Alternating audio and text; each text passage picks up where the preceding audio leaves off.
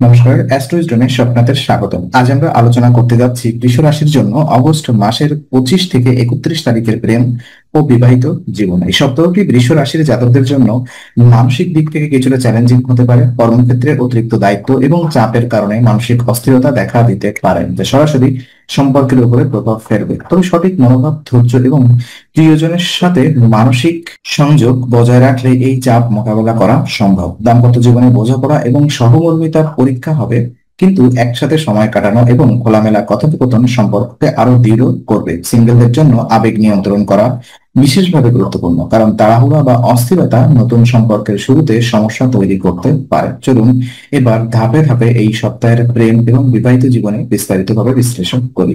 প্রথমত প্রেম জীবন নিয়ে যদি আমরা কথা বলি, তো প্রেম জীবনের ক্ষেত্রে এই সপ্তাহটি বৃষ রাশির জন্য কিছুটা চ্যালেঞ্জিং হতে পারে। নেতিবাচক আবেগ, হতাশা এবং মানসিক অস্থিরতা প্রেমিক প্রেমিকার মধ্যে দূরত্ব এবং ভুল বোঝাবুঝি সৃষ্টি করতে পারে। তাই এই সময়ে আবেগ নিয়ন্ত্রণ করা অত্যন্ত গুরুত্বপূর্ণ। সম্পর্কের মধ্যে ছোটখাটো সমস্যাকে গুরুত্ব না দেওয়া এবং ধৈর্য ধরে শান্তভাবে কথোপকথন করা আবশ্যক। প্রিয়জনের সঙ্গে খোলামেলা আলোচনা মানসিক শান্তি এবং সম্পর্কের স্থিতিশীলতা বৃদ্ধি করবে। একে অপরের অনুভূতি বোঝার প্রচেষ্টা সম্পর্কের ঘনিষ্ঠতা আরো দৃঢ় করবে। অতিরিক্ত রাগ বা হতাশা প্রকাশ না করাই এই সপ্তাহের প্রধান চাবিকাঠি। সিঙ্গেলদের জন্য তাড়াহুড়ো করে সম্পর্ক শুরু করা উচিত নয়। মানসিক অস্থিরতা নতুন সম্পর্কের সূচনার বাধা সৃষ্টি হতে পারে। তাই প্রথমে নিজের আবেগ স্থিতিশীল করা এবং তারপরে নতুন সম্পর্কের দিকে মনোযোগ দেওয়াই ভালো। বন্ধু বান্ধব বা পরিচিতজনের সঙ্গে খোলামেলা আলোচনা মানসিক চাপ কমাবে এবং সম্পর্কের জন্য প্রস্তুতি সহজ করবে। মোটের উপরে প্রেমিক প্রেমিকার সম্পর্ককে সুখী ও স্থিতিশীল রাখার জন্য ধৈর্য, আবেগ নিয়ন্ত্রণ, বোঝাপড়া এবং খোলামেলা কথোপকথন বজায় রাখা অপরিহার্য।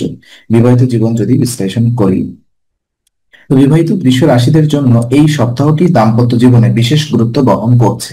পারিবারিক টানাপোড়েন এবং ছোটখাটো মানসিক চাপ দাম্পত্য সম্পর্কের উপরে প্রভাব ফেলতে পারে। তবে সঙ্গীর সঙ্গে ধৈর্যপূর্ণ আচরণ এবং বোঝাপড়া বজায় রাখলে সম্পর্কের স্থিতিশীলতা বৃদ্ধি পাবে। সঙ্গীর সঙ্গে খুঁটিনাটির কারণে মতবিরোধ দেখা দিতে পারে, তাই খোলামেলা কথোপকথন এবং মধুর ব্যবহার বজায় রাখা অত্যন্ত জরুরি। নিজের দুঃখ বা বিরক্তি চাপা না রেখে সঙ্গীর সঙ্গে শেয়ার করলে সম্পর্কের মধ্যে বোঝাপড়া আরো শক্তিশালী হবে। এই সপ্তাহে একসাথে সময় কাটানো এবং সুখী মুহূর্তগুলি উপভোগ করা দাম্পত্য জীবনকে আরো মধুর করে তুলবে। কর্মক্ষেত্রের চাপ থাকলেও প্রিয়জনের সঙ্গে সময় কাটানো এবং তাদের সঙ্গে মানসিক সংযোগ বজায় রাখলে সম্পর্কের ঘনিষ্ঠতা বৃদ্ধি পাবে। মোটের উপরে দাম্পত্য জীবনে শান্তি এবং স্থিতিশীলতা বজায় রাখতে ধৈর্য, সহমর্মিতা এবং খোলামেলা কথোপকথন অপরিহার্য। এই পরামর্শ অনুসরণ করলে সম্পর্কের মধ্যে বোঝাপড়া, ঘনিষ্ঠতা এবং আনন্দ বৃদ্ধি পাবে। বিশেষ কিছু পরামর্শ আমি আপনাদেরকে দিব। তো এই সপ্তাহে বৃষ রাশির প্রেম এবং বিবাহিত জীবনকে সুখী ও স্থায়ী রাখার জন্য কিছু বিশেষ পরামর্শ অত্যন্ত গুরুত্বপূর্ণ। প্রথমত, হতাশা এবং নেতিবাচক আবেগ এড়িয়ে চলা জরুরি। অতিরিক্ত হতাশা সম্পর্ককে ক্ষতিগ্রস্ত করতে পারে, তাই নিজের মানসিক চাপ নিয়ন্ত্রণ করা অপরিহার্য।